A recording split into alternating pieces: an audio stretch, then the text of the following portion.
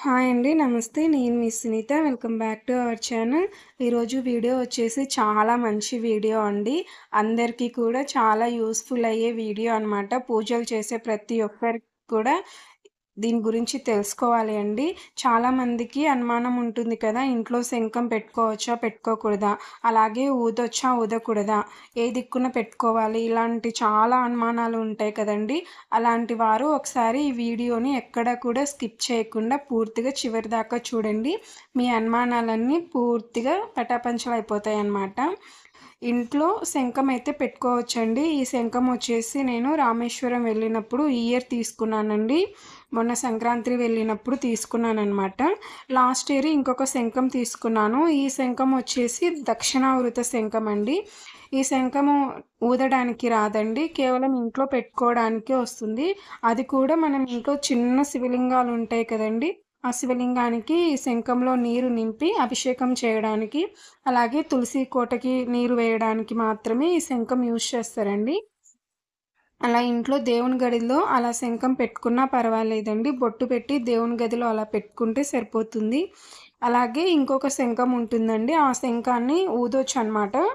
దానికి రంధ్రం ఉంటుంది. ఈ శంఖానికి రంధ్రం అనేది ఏమీ ఉండదండి.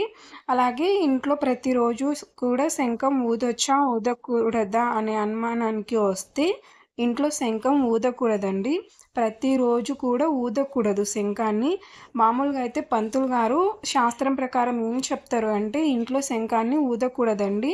ఎప్పుడైనా సరే మనం పెద్ద పెద్ద పూజలు చేస్తాం కదా! హోమాలు, యాగాలు ఇలాంటి పూజలు చేసినప్పుడే శంఖాన్ని ఊదాలని చెప్తారండి. ఇంట్లో నిత్యం కూడా ఊదకూడదు. ఇంట్లో పెట్టుకుంటే మంచి జరుగుతుంది. నెగెటివ్ ఎనర్జీ పోయి పాజిటివ్ ఎనర్జీ వస్తుంది అని చెప్తారు. అందుకు ఇంట్లో పెట్టుకోవచ్చు ఎలాంటి అనుమానం లేకుండా. అలాగే ఊదడం విషయానికొస్తే ఇంట్లో మాత్రం శంఖాన్ని ప్రతిరోజు ఊదకూడదండి. మీకు ఎప్పుడైనా కావాలి అంటే పండగ సందర్భాలలో స్పెషల్‌గా మనం పూజలు చేసుకుంటాం కదా! ఆ టైంలో ఎప్పుడైనా ఊదుకోవచ్చండి శంఖాన్ని. నేనైతే చాలా బాగా శంఖాన్ని ఊదుతాను. మా చిన్నమ్మాయి కూడా చాలా బాగా ఊదుతది. పెద్దమ్మాయికి, మా వారికి ఊదడం రాదు.